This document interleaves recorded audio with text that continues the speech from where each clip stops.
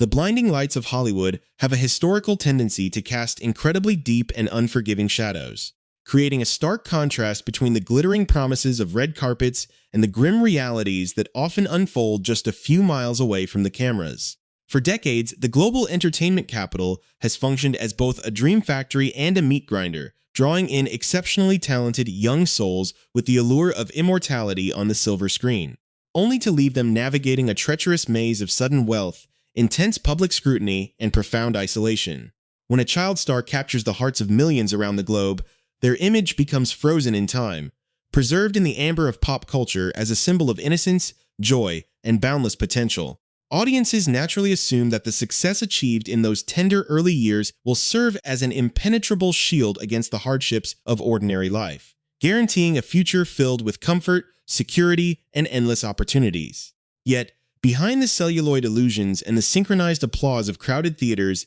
the human cost of early fame can accumulate silently, manifesting as a heavy psychological burden that few are equipped to carry into adulthood without a robust support system. The transition from a beloved childhood icon to an independent adult, trying to find an identity outside of the studio system, is notoriously fraught with peril, as the sudden absence of structure and the fading of the spotlight can leave an individual feeling utterly cast adrift in a world that only values them for who they used to be. It is within this fragile space between public adoration and private vulnerability that some of the industry's most heartbreaking narratives are quietly written. Away from the prying eyes of the paparazzi and the superficial glamour of industry events. To truly understand how such a journey unfolds, one must look closely at the subtle shifts, the unspoken struggles, and the systemic pressures that quietly erode the foundation of a promising life long before the public ever catches a glimpse of the fracturing reality. If you find these deep dives into the hidden stories of the entertainment world meaningful,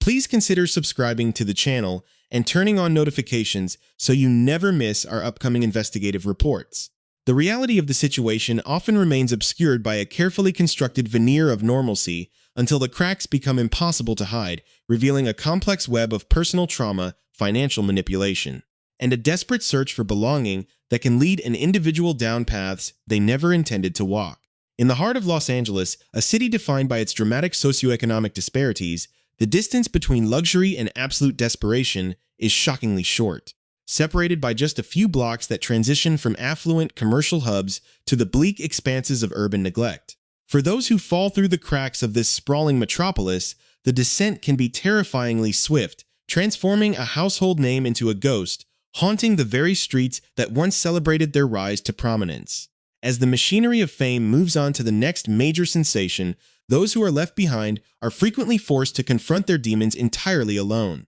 surrounded by a chaotic environment where exploitation thrives and genuine help is exceedingly difficult to find. The tragic trajectory of a life once filled with brilliant artistry serves as a sobering reminder of the fragile nature of human existence, prompting us to question how a society so deeply invested in the celebration of talent can so easily lose sight of the actual person behind the famous performances. As we begin to retrace the steps of a narrative that has recently sent shockwaves through the entertainment community, we are forced to confront the uncomfortable truth that behind every iconic role is a living, breathing individual whose internal battles may be far more intense than any drama captured on film. This investigation seeks to look past the sensationalized headlines and uncover the profound human element of a story marked by missed connections, desperate search efforts, and a tragic race against time that ultimately ended in a heartbreaking loss. The chilling reality of this hidden struggle began to surface in the late months of 2025, when a disturbing piece of video evidence emerged from the depths of Los Angeles' notorious Skid Row, casting a sudden and horrific light on the whereabouts of Daveigh Chase. For months, the former child star, known to millions as the unforgettable voice of Lilo in Disney's animated masterpiece and the terrifying entity in the psychological horror phenomenon that gripped global audiences, had been the subject of an intense, desperate search. Her longtime manager, John Ryan, alongside her devoted stepsister, Gaia Brown, had been working tirelessly behind the scenes, hiring a private investigator to comb through the dangerous, sprawling tent cities of downtown Los Angeles in a frantic bid to locate the actress before it was too late. The breakthrough they had been praying for arrived not with a joyful reunion, but with a gruesome and heartbreaking video clip obtained exclusively by journalists, which showed a completely unrecognizable Chase. In the footage, the actress appeared extremely emaciated, her physical condition severely deteriorated as she lay barely conscious on the filthy floor of a makeshift tent or trailer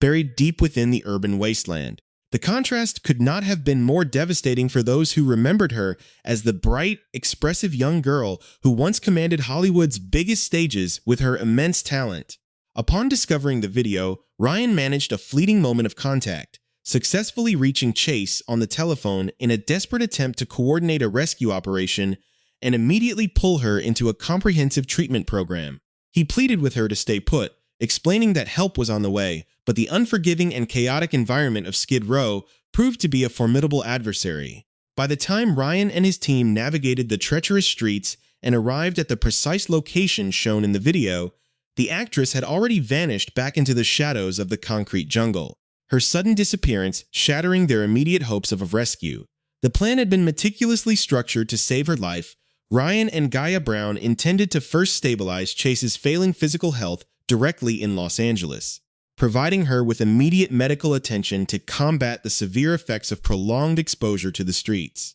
Once she was strong enough to travel, they planned to fly her directly to a private, high-end rehabilitation facility in Costa Rica, owned by a close personal friend of Ryan, where she could heal away from the toxic triggers of California. This wasn't just a casual intervention. It was a deeply personal, fully funded mission to rescue someone they viewed as one of the sweetest and brightest lights Hollywood had ever produced. Tragically, the window of opportunity closed just as they were closing in, leaving her loved ones to wrestle with the agonizing realization of how close they had actually come to changing the course of her destiny. As the search faltered, a new layer of complexity and tension entered the narrative with the sudden appearance of an online fundraising campaign that immediately sparked intense conflict between her inner circle and an unknown outsider. A GoFundMe page was publicly launched by a man named Roy Hernandez, who claimed to be Chase's boyfriend, and stated that the funds were desperately needed to help the actress find comfort, safety, and peace during her final, agonizing days on Earth.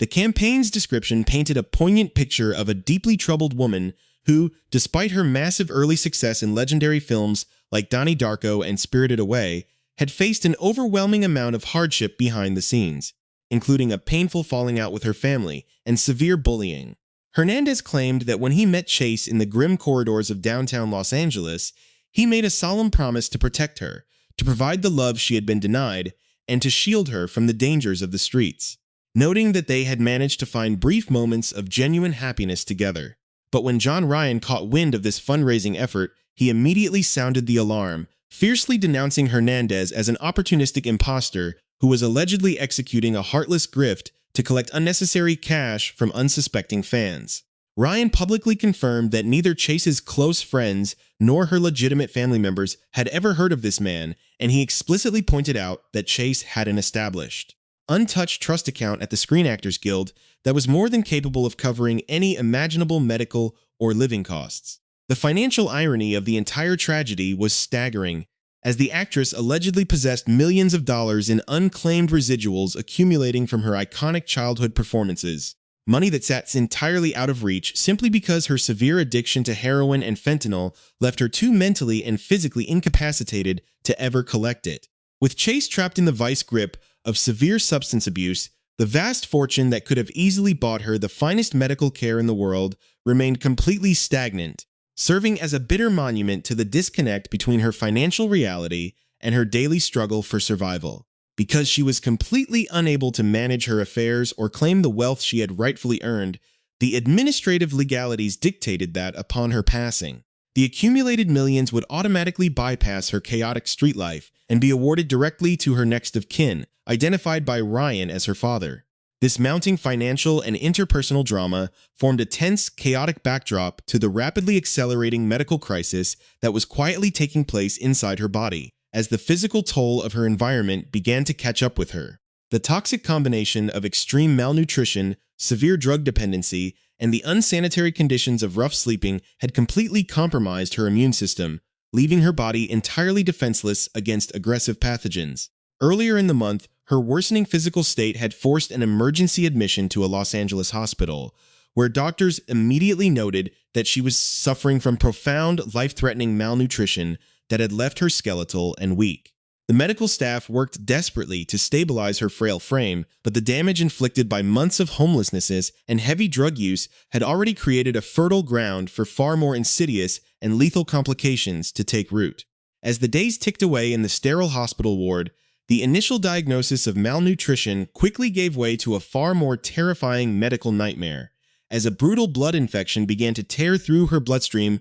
with frightening speed. The infection rapidly escalated into severe sepsis, a catastrophic condition where the body's immune system overreacts to an infection and begins to attack its own vital organs and tissues, causing widespread inflammation and cellular damage. To make matters worse, doctors discovered that the pathogen had also breached the blood-brain barrier, resulting in a severe diagnosis of meningitis, which caused massive inflammation of the protective membranes covering her brain and spinal cord. The dual onslaught of meningitis and septic shock proved to be an insurmountable battle for her weakened constitution, causing her major organs to fail one by one as her body completely shut down under the immense physiological strain. On June 16, at the devastatingly young age of 35, Daveigh Chase drew her final breath, bringing a sudden tragic end to a life that had begun with such radiant promise and extraordinary creative achievement. The untimely passing of Daveigh Chase at the age of 35 leaves a profound, echoing void in the hearts of those who knew her, as well as the millions of film enthusiasts who grew up comforted by her unforgettable voice and captivated by her striking on-screen performances. To fully comprehend the weight of this tragedy, one must look past the grim details of her final months on Skid Row and remember the extraordinary artistic journey of a girl who possessed an innate, almost otherworldly ability to connect with audiences through a camera lens or a microphone. Born in Las Vegas, Nevada, and raised with dreams of expressing herself through the performing arts, Chase moved to Los Angeles as a young child and instantly stood out in an industry that is notoriously difficult to break into. Her breakthrough came at the turn of the millennium, an era when her immense versatility allowed her to inhabit vastly different cinematic universes simultaneously, showcasing a professional range that few adult actors could ever hope to match. In the realm of animation, she lent her voice to Lilo, the fierce, eccentric, and deeply emotional Hawaiian orphan in Disney's 22.2 animated classic, creating a character whose fierce loyalty to her unconventional family taught an entire generation the true meaning of the word ohana. Concurrently, she brought a delicate, haunting vulnerability to Chihiro Ogino in the English dub of Hayao Miyazaki's Academy Award-winning masterpiece, capturing the universal terror and ultimate resilience of childhood, with a performance that helped introduce Japanese animation to a massive mainstream Western audience. Yet, just as she was cementing her status as a premier voice talent, Chase pivoted sharply into the annals of cinematic terror, portraying Samara Morgan in the psychological horror phenomenon that redefined the genre for the 21st century. Her ability to embody a figure of pure, supernatural malice crawling out of a static-filled television screen to terrify audiences worldwide was a testament to her physical commitment and emotional intensity, proving that her talent knew absolutely no conceptual boundaries. In cult classics like Donnie Darko, she provided a grounded, innocent anchor to a surreal narrative, playing the younger sister of the titular character with a natural charm that made her a beloved fixture of independent cinema. These roles were not mere footnotes in Hollywood history, they were cultural milestones that shaped the childhoods and adolescent years of millions, making her sudden descent into the dark realities of extreme poverty and substance dependency feel like an impossible, surreal nightmare. The shocking disparity between her professional accomplishments and her tragic end highlights a systemic failure within the entertainment industry, raising urgent questions about the psychological safety nets available to those who achieve massive success before their personalities and coping mechanisms are fully formed. Experts who study the trajectories of child stars often point out that the sudden influx of immense wealth and global recognition can stunt emotional development, isolating young individuals from normal peer groups and leaving them vulnerable to the predatory influences that frequently gather around Hollywood's inner circles. When the initial wave of childhood fame inevitably recedes, many actors find themselves ill-equipped to handle the mundane realities of adult life, leading to a profound identity crisis that is all too often medicated with the most destructive substances available on the street. In the case of Chase, her battle with heavy substance dependency was exacerbated by deep-seated personal traumas, a difficult childhood, and a painful permanent falling out with her immediate family. which effectively cut off her most vital lines of defense against the vultures of the industry. Her longtime manager, John Ryan, who spent the final months of her life in a frantic, exhausting race against time alongside her stepsister, Gaia Brown, remains utterly devastated by the bureaucratic and environmental barriers that ultimately prevented them from saving her. The agonizing reality that millions of dollars in residual payments sat untouched in a secure union trust account while Chase literally starved on the streets is a harrowing illustration of how completely a person can be consumed by the grip of addict shun, rendering material wealth entirely useless in the face of chemical dependency. As her estate is settled and her accumulated fortunes are legally transferred to her next of kin, her father, the conversation surrounding her life must shift from the sensationalism of her demise to a meaningful celebration of her enduring creative legacy. The tragic nature of her final days cannot and should not diminish the immense joy, comfort, and inspiration her work continues to bring to people all across the globe, as her voice and image remain immortalized in some of the most celebrated films of her generation. Her journey serves as a powerful, sobering reminder of the fragile humanity that exists behind every famous persona, urging both the industry and the public to treat young artists with greater empathy, protection, and genuine care. As the film community mourns this devastating loss, those who loved her most take comfort in the knowledge that Daveigh Chase is finally free from the immense hardships, the relentless bullying, and the agonizing physical pain that defined her time in downtown Los Angeles. Her memory will be preserved not by the grim headlines or the shadowy footage of her final struggles, but by the brilliant, radiant light she brought into Hollywood. A light that will continue to shine brightly through her timeless contributions to the world of cinema for generations to come.